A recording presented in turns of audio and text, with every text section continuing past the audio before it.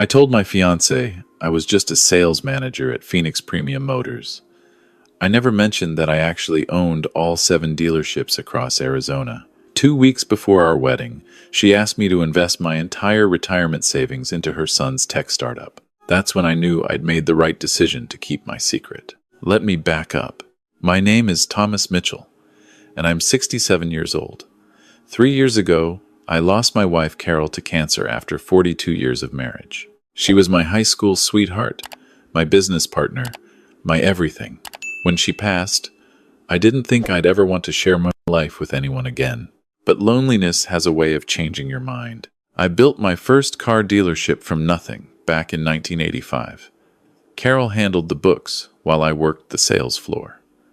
Over 4 decades, we grew it into a chain of 7 premium dealerships across Arizona. When Carol got sick, we'd already set up the business to practically run itself. I had good managers, solid systems, and more money than I'd ever need. After she died, I threw myself into work for about 2 years. But eventually, my daughter Rebecca sat me down. "Dad, Mom wouldn't want you to spend the rest of your life alone in that big house," she said. "She'd want you to be happy." Rebecca was probably right. So at 66, I reluctantly created a profile on Silver Connections, a dating app for seniors. I posted a photo from a family barbecue. Nothing fancy. My profile said I worked in automotive sales and enjoyed golf and classic cars. That's where I met Diana. Her profile picture showed an attractive woman with kind eyes and a warm smile. 58 years old, she said she was a recently divorced elementary school teacher from Tucson. We matched, and she sent the first message. "A fellow car enthusiast. My dad restored a '67 Mustang when I was growing up. I still remember the sound of that engine." We clicked immediately. Our messages turned into phone calls, and phone calls turned into video chats. She seemed genuine, down to earth, and she made me laugh for the first time in years. After 3 months of long-distance conversation, we finally met in person at a coffee shop in Scottsdale. Diana was even more charming in person. She wore a simple sundress and asked thoughtful questions about my life. She told me about her son Brad, 19 years old, studying computer science at community college. She'd raised him alone after her ex-husband left when Brad was 5. "It hasn't been easy," she said, stirring her latte. "Teaching salary doesn't go far, but Brad's brilliant with computers. He's going to do something amazing someday." The way she talked about her son seemed authentic. I admired her dedication. Over the next 5 months, our relationship deepened. Diana would drive up from Tucson every other weekend, and I'd visit her in between. She introduced me to Brad, a quiet young man who barely looked up from his laptop during our first meeting. He mumbled hello and went back to his room. "Don't mind him," Diana laughed. 19-year-olds aren't exactly social butterflies. I understood. Rebecca had been the same way at that age. Here's what I didn't tell Diana. I was worth approximately $8.3 million. The dealerships generated consistent profit, and Carol and I had invested wisely. I owned the dealerships outright, no debt. I also owned our home in Paradise Valley, 2 rental properties, and had a healthy retirement portfolio. But I told Diana I was just Tom Mitchell, sales manager at Phoenix Premium Motors. I said I made decent money, nothing special, and I was looking forward to retirement in a few years.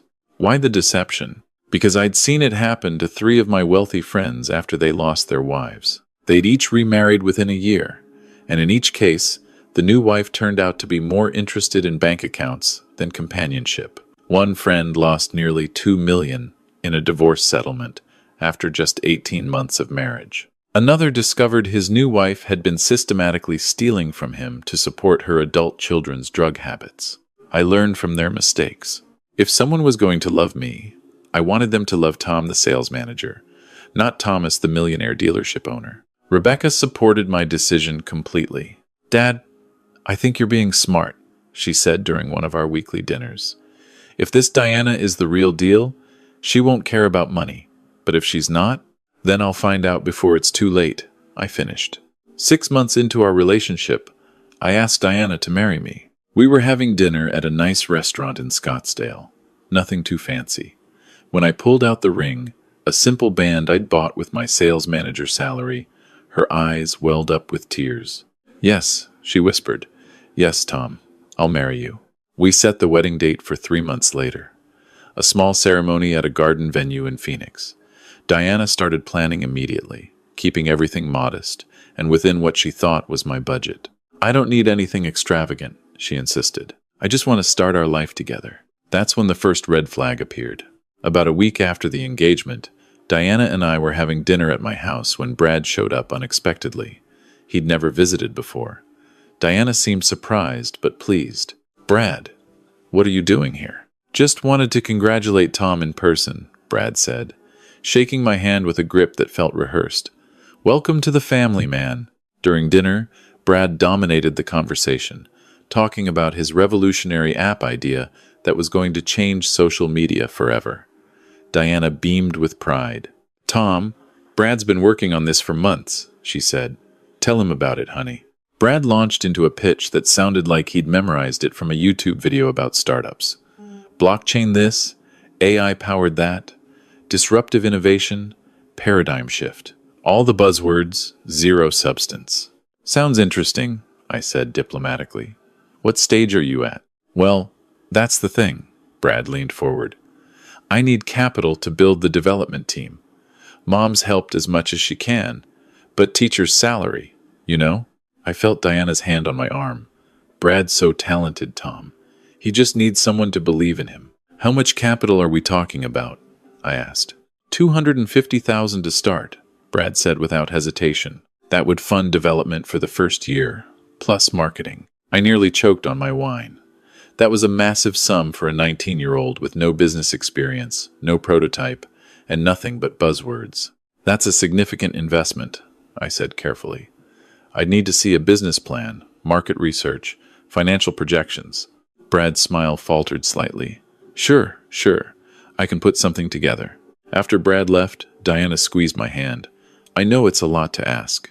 But Tom, this could be huge. Brad's a genius. If we help him now, imagine what it could mean for our future together." Our future together. She was already thinking about my money as our money, and we weren't even married yet. Red flag number 2 came the next week. Diana suggested I meet her best friend Karen, who'd driven up from Tucson for the day. Karen was a thin woman with sharp eyes and a calculating smile. She worked in real estate, consulting, whatever that meant. Over lunch, Karen steered every conversation toward money. How was I planning for retirement? Did I have a good financial advisor? Had I thought about estate planning now that I was getting remarried? "You need to protect yourself, Tom," Karen said, smiling sweetly. "And protect Diana, too. You should make sure she's taken care of if anything happens to you." I'd been married for over 4 decades. I knew how estate planning worked, but I played along. "That's thoughtful of you to mention," I said. "I'll look into it." Diana jumped in. "Karen's right, honey. We should make sure we're both protected. Maybe we should set up joint accounts after the wedding? It'll make things simpler." Joint accounts. 2 weeks after the engagement. That evening, I called my daughter Rebecca. "Something doesn't feel right," I told her. "The son wants $250,000 for some app nonsense, and Diana's already talking about joint accounts." "Dad, trust your instincts," Rebecca said firmly. "Remember what happened to Uncle Frank? Uncle Frank had lost everything to a woman he'd known for 8 months. The next morning, I made a call to someone I'd used before. My dealerships occasionally had issues with employee theft or fraud, and I kept a private investigator on retainer. His name was James Martinez, and he was very good at his job. "James, I need you to run a background check," I said. "Diana Patterson, 58, says she's a teacher in Tucson, and her son Brad Patterson, allegedly 19, supposedly studying computer science." "Give me 3 days," James said. I also made another call to Michael Chen, an attorney who'd handled my business contracts for years. His sister Sarah practiced family law, and the Chen family had built a reputation for aggressive but ethical legal representation. "Michael, I might need your help with something personal," I told him. "I'm engaged, but I'm starting to think this woman isn't who she claims to be." "Tell me everything," Michael said. I explained the situation, the hidden wealth, the red flags, Diana's sudden interest in my finances. Smart move keeping your assets quiet, Michael said. Let's wait for the PI's report. In the meantime, wear this. He opened his desk drawer and pulled out a small device that looked like a pen, voice-activated recorder. Keep it in your shirt pocket. If she or the son say anything incriminating, we'll have it on tape. Arizona's a one-party consent state, so as long as you're part of the conversation, it's completely legal. I took the pen.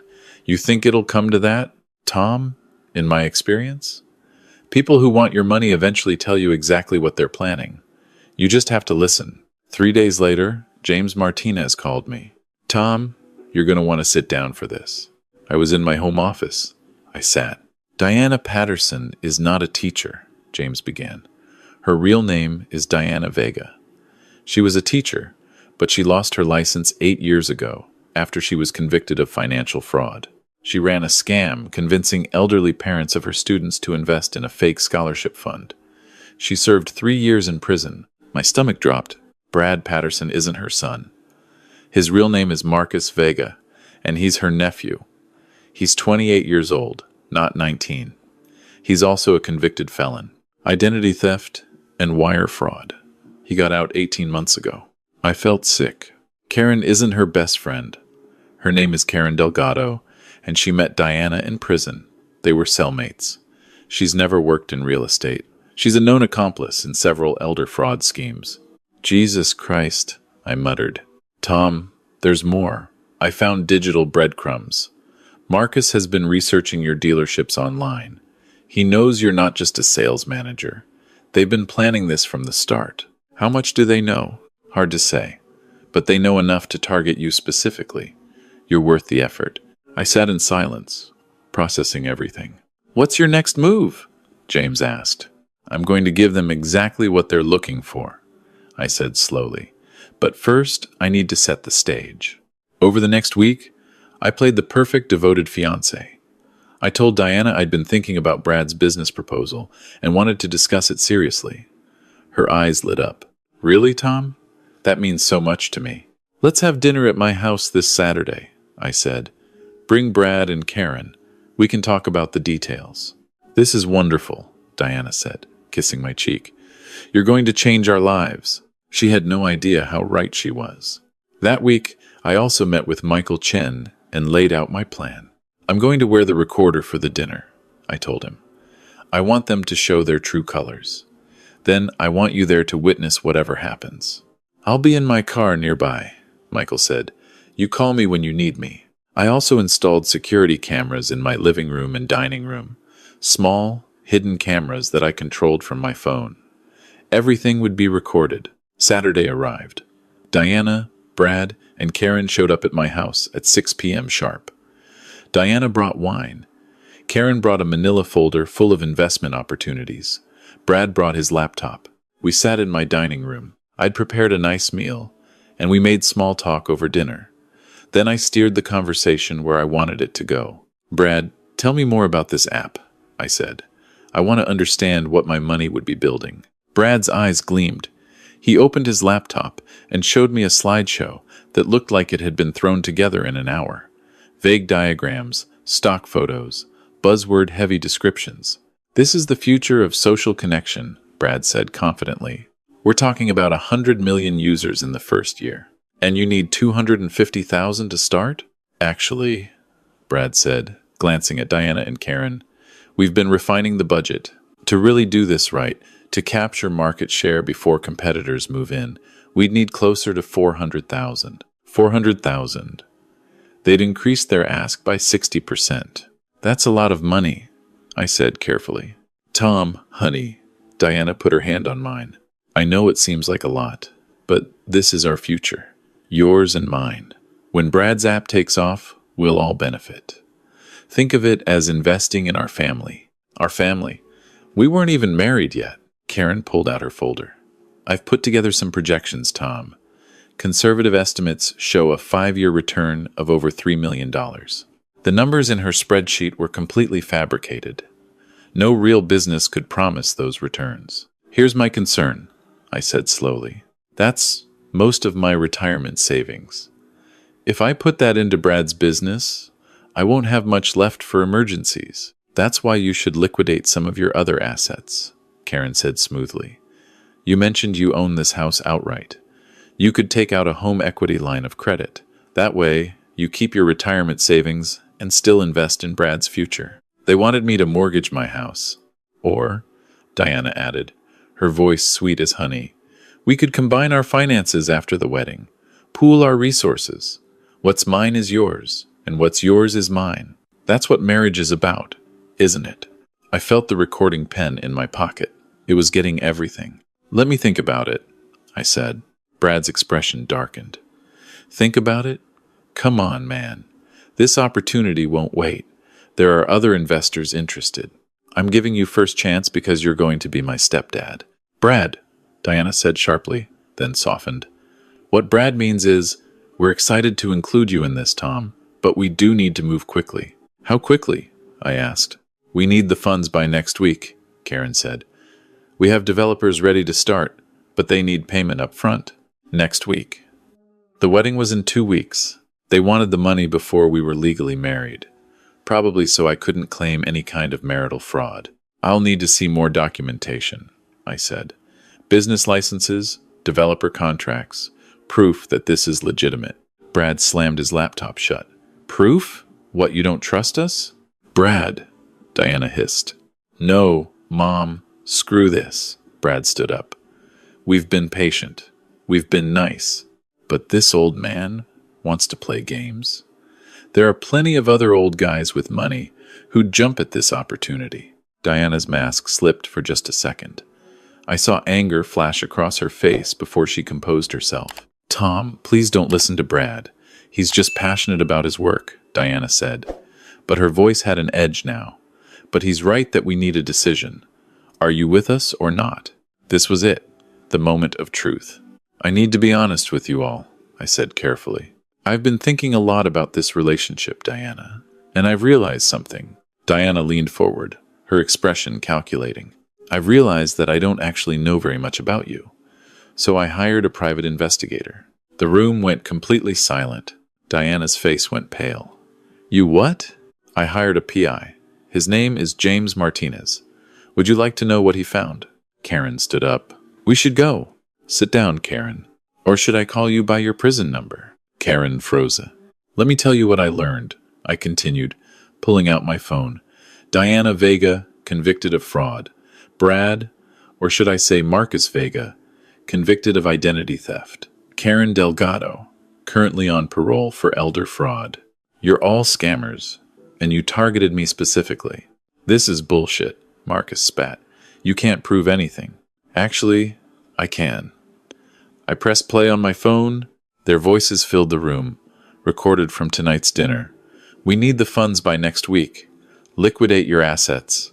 Take out a home equity line. Diana's eyes widened. You recorded us? Arizona's a one-party consent state, completely legal. I looked at each of them. Now, here's what's going to happen. I'm going to call the police. You're all going to be arrested for attempted fraud. And Diana, you violated your parole by attempting another scam. Wait, Diana's voice turned desperate. Tom, please, let me explain. I did make mistakes in the past, but I've changed. I really do care about you. You care about my money. No, that's not true. Yes, I didn't tell you about my past, but can you blame me? Would you have given me a chance if you'd known? I wanted a fresh start. A fresh start would be getting a real job and building an honest life. Not creating a fake identity to scam a man who just lost his wife. You lied too, Marcus shouted. You're not some sales manager. James Martinez also told us who you really are. Thomas Mitchell, owner of Phoenix Premium Motors, 7 dealerships, $8 million. You were testing us, you bastard. I smiled coldly. Yes, I was. And you failed spectacularly. I picked up my phone and called Michael Chen.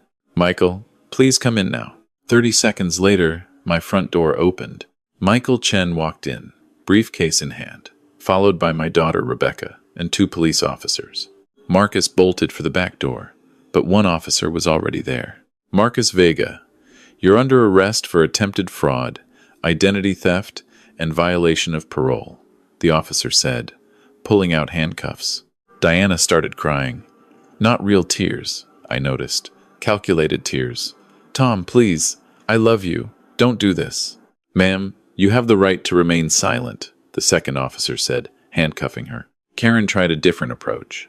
Tom, we can work this out. We'll forget the whole thing. Just let us go. Karen Delgado, you're under arrest, the officer said. Rebecca walked over and hugged me. You okay, Dad?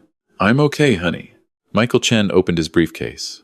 Tom, I have all the evidence compiled. The recordings, the background checks, everything. The district attorney is very interested in this case. Apparently, you're the fourth person they've attempted to scam in the past 2 years. The other 3 victims were too embarrassed to press charges.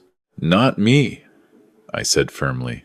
I want them prosecuted to the full extent of the law. As the officers led them out, Diana turned back one more time. You're a cold man, Thomas Mitchell. You never loved me. You're right, I said. I didn't. Because the woman I thought I was falling for never existed. She was a character you played to steal my money. But you know what? My late wife taught me something important. She taught me that real love doesn't ask for joint bank accounts 2 weeks after an engagement. Real love doesn't pressure you to invest your life savings in a scam. Real love is patient, honest, and selfless. You're a fool, Deanna hissed. Maybe. But I'm a fool with $8 million and my freedom.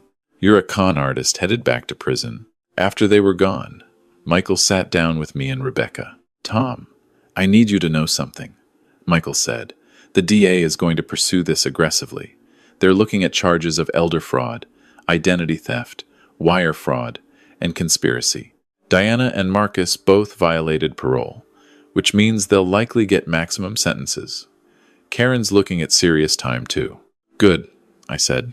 The DA also wants your testimony. This will go to trial unless they take a plea deal. I'll testify. I want other people to know what to watch out for. Rebecca squeezed my hand. Dad, I'm so proud of you. You could have just walked away quietly, but you're making sure they face consequences. Your mother would have wanted me to do the right thing, I said. Over the next 6 weeks, the legal process moved forward. Michael Chen kept me updated on everything. Diana Vega pleaded not guilty initially, maintaining that she really did love me and that the whole thing was a misunderstanding. But when the prosecutor presented the recordings, the documented lies, and testimony from the previous victims they'd scammed, she changed her plea. Diana was sentenced to 12 years for elder fraud, identity theft, and parole violation. The judge was particularly harsh because she'd shown no remorse and had targeted a grieving widower. Marcus Vega got 8 years for identity theft, attempted fraud, and parole violation. The prosecutors also discovered he'd been using his computer skills to hack into potential victims' financial records, which added additional charges. Karen Delgado took a plea deal. She agreed to testify against Diana and Marcus in exchange for 5 years and supervised release. The prosecutor told me she'd been the mastermind of their previous scams. The 3 of them were also ordered to pay restitution. Not that I needed the money, but the principle mattered. I attended every court hearing.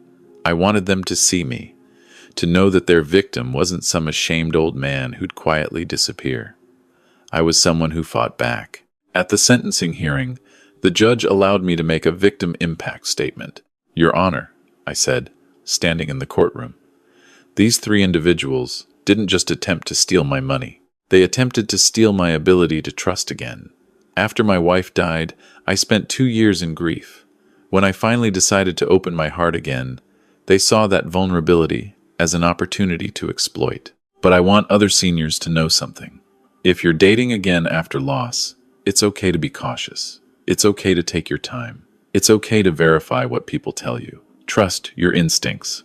If someone is pressuring you for money, for access to your accounts, for investments in their children's businesses, that's not love. That's a transaction. Real love is patient. Real love doesn't have a deadline. Real love doesn't come with a price tag. These defendants planned to take everything I'd spent 40 years building with my late wife. They planned to leave me broke and alone. But they didn't succeed, and I hope my testimony today helps protect the next person they might have targeted. The courtroom was silent when I finished. After the sentencing, Michael Chen invited me to his office. "Tom, I wanted to introduce you to someone," he said. "This is my sister Sarah. She specializes in family law, but she wanted to meet the man who took down the Vega crew." Sarah Chen was a sharp-eyed woman in her 40s with a warm smile. "Mr. Mitchell, you did something remarkable," Sarah said, shaking my hand. "Most victims of romance scams never come forward. You not only came forward, you built an airtight case against them. The DA told me your recordings and evidence made this one of the easiest prosecutions they've ever had." "I had good help," I said, nodding at Michael. "Still," Sarah continued, "you should know that your case is going to be used as a training example. The state's attorney general wants to create an elder fraud prevention program, and they're going to use your story to teach other seniors what red flags to watch for." I thought about that. Maybe some good could come from this nightmare. "I'd be happy to help with that," I said. 3 months after the trial ended, I was back to my normal life, running my dealerships, playing golf on Thursdays, having weekly dinners with Rebecca and her family. But I was lonely. One evening, Rebecca brought it up. "Dad, are you going to try dating again?" I thought about it. Honestly, I don't know if I can trust anyone anymore. "Dad, not everyone is like Diana. There are good people out there." "How do I know the difference?" Rebecca smiled.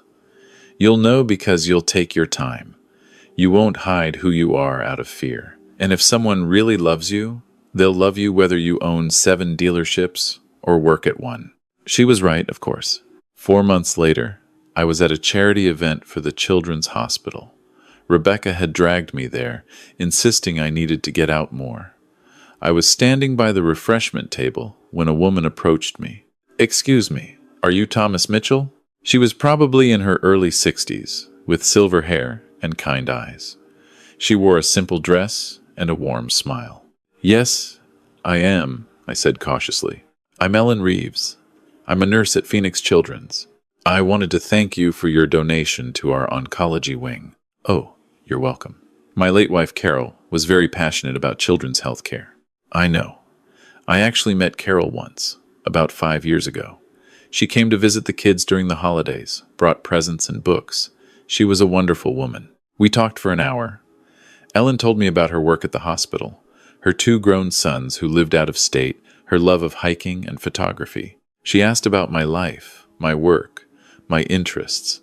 Not once did she ask about money or investments or financial planning. When I mentioned I owned car dealerships, she just smiled and said, "That must keep you busy." Before we parted ways, I asked if she'd like to have coffee sometime. "I'd like that," Ellen said, "but I should tell you up front, I'm not looking for anything serious. I was married for 30 years before my husband passed. I'm just looking for companionship, maybe friendship. Nothing rushed." "That sounds perfect," I said, honestly. We exchanged numbers. That was 6 months ago. Ellen and I see each other once or twice a week. We go to museums, try new restaurants, attend charity events. I've met her sons, and she's spent time with Rebecca's family. We talk about everything and nothing. She knows I'm financially comfortable, but she's never asked for details and doesn't seem to care. She has her own retirement savings from decades of nursing and lives comfortably. When we go out, we split the check or take turns paying. She treats me like an equal, not a wallet. Last week, we were hiking Camelback Mountain when she stopped to take a photo of the sunset. "Tom, can I ask you something?" "Of course." "Are you happy?" I thought about it. Was I happy? I'd been through hell with Diana's betrayal. I'd had to testify in court, relive the manipulation, face my own mistakes in judgment. But I'd also learned something important about myself. I was stronger than I thought. I didn't need to hide who I was out of fear, and I could open my heart again without losing my mind. "Yes," I told Ellen. "I think I am." She smiled. "Good. You deserve to be." We didn't talk about love or the future or where our relationship was going. We just enjoyed the sunset and each other's company, and that was enough. Looking back on everything that happened with Diana, Marcus, and Karen, I've learned a few important lessons that I want to share. First, if you're dating again later in life, especially after loss, please take your time. There's no rush. Anyone who pressures you to move quickly, to commit financially, to make major decisions before you're ready, is not someone who has your best interests at heart. Second, trust your instincts. Those red flags exist for a reason. If something feels off, it probably is. Don't ignore your gut feeling, because you're lonely, or because you want to believe in the fairy tale. Third, verify what people tell you. I'm not saying you should hire a private investigator for everyone you date, but basic due diligence is smart. Google their name. Ask questions about their past. Meet their friends and family. Real people have real histories that check out. Fourth, understand the warning signs of financial manipulation. If someone asks to combine finances quickly, wants access to your accounts, pressures you to invest in their children's businesses, or suggests you liquidate assets to fund their dreams, those are massive red flags. Real partners build together gradually. They don't ask you to risk everything up front. Fifth, and this is important, don't be ashamed if you've been scammed. These people are professionals. They're skilled manipulators who study psychology and know exactly what buttons to press. Being scammed doesn't make you stupid or weak. It makes you human. But staying silent about it enables them to find their next victim. Finally, know that it's okay to protect yourself. I hid my wealth because I'd seen what happened to others who didn't. Some people criticize me for that, say I was dishonest. But I wasn't looking for someone to love my money. I was looking for someone to love me. Diana failed that test. Ellen passed it without even knowing she was being tested. The truth is, real love doesn't need to know your net worth. Real love shows up when you're just a sales manager living in a modest house. Real love is patient, kind, and doesn't demand financial proof of commitment.